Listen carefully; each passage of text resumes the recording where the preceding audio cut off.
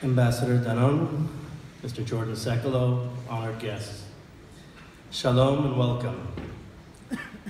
Tonight, I speak to you at a historic event with its significance that has ramifications worldwide.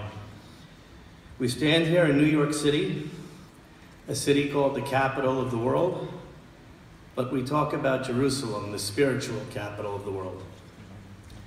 As King David said, Ki mitzion tetzeh Torah dvar Hashem Yerushalayim, that from Zion shall spread forth Torah, but the word of God comes from Jerusalem. I was not born in Jerusalem, and I wasn't even born when Jerusalem was recaptured and reunited, but I have forever a link to the holy city. You see, from when we start to learning as children, one of our first lessons that we learn is about Abraham, our forefather, how he was about to take his son, his firstborn son, and sacrifice him at a spot later to be the temple. We remember this every Rosh Hashanah, and when we sound the blast of the shofar, we remember our link to the Temple Mount. About 1,000 years later, King David made Jerusalem the capital city forever. And he laid the foundation for the temple. He was told that you will not be able to build the temple, but that King Solomon, your son, will build the temple because he is a man of peace. King Solomon made sure that every man, woman, and child, as well as rulers of the 70 nations that attended the dedication of the temple, were provided with fresh water, food, and lodging. King Solomon, the wisest of all men, knew and understood the significance of water, and that the most important part of building is to provide the basic need for every individual and provide drinking water. When he would construct a new city, he created aqueducts, some of which are still in existence today in Yerushalayim.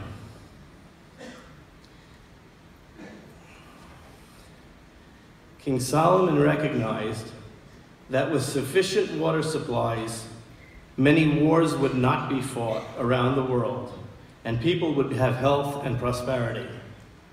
All of this started from Jerusalem.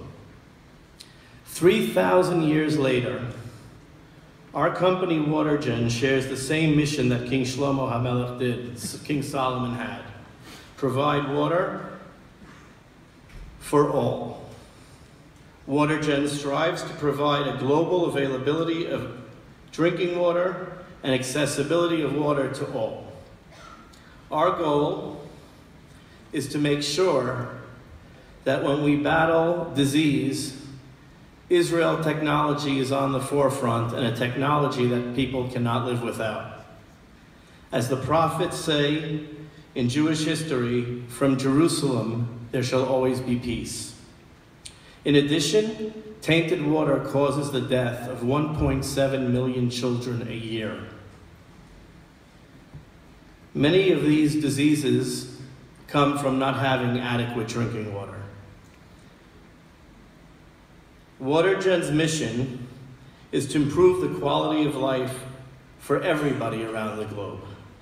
WaterGen, as an international growing company, is committed to realize this vision and save millions of lives all over. While people in business say time is money, for our company based in Israel, time is saving lives. Jerusalem is always in our hearts and in our minds.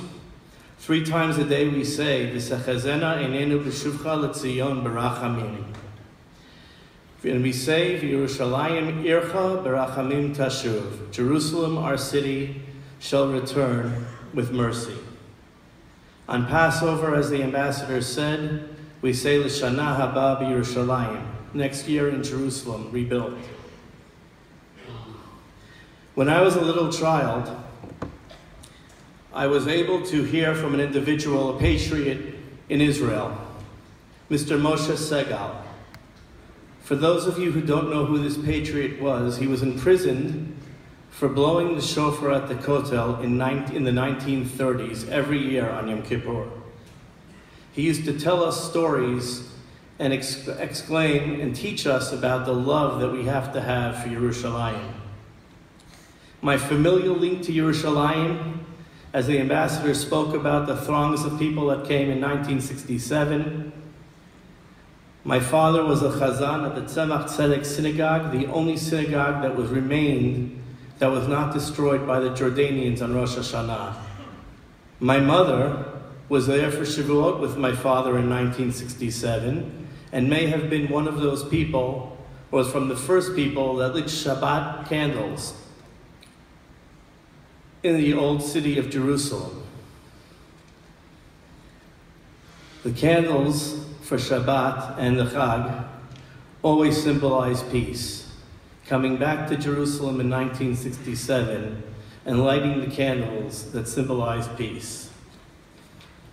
When I walk the streets of your old city of Yerushalayim, I wonder if these stones could talk, what they would tell us. We walk the streets that our greatest leaders walked before us. Our kings, our high priests, and our greatest rabbis. It is a link to the past that can never be challenged and can never be removed and has forever been recorded in our history. A dear friend of mine, Professor Eli Wiesel of blessed memory, used to say that Jerusalem has every emotion. We are joyous when we have a Jewish holiday, and we cry when we mourn the destruction of the temple. Today, thousands of people celebrate the milestones of their lives at the Kotel. Throughout Jewish literature, we find the link between the concept of kindness and the concept of water. That which sustains life is always considered good. I am privileged to stand here as the president of WaterGen, the USA division. It is an Israeli technology that truly changes the world. Like Jerusalem, the city of peace, we hope and pray that our technology will lead to a greater peace.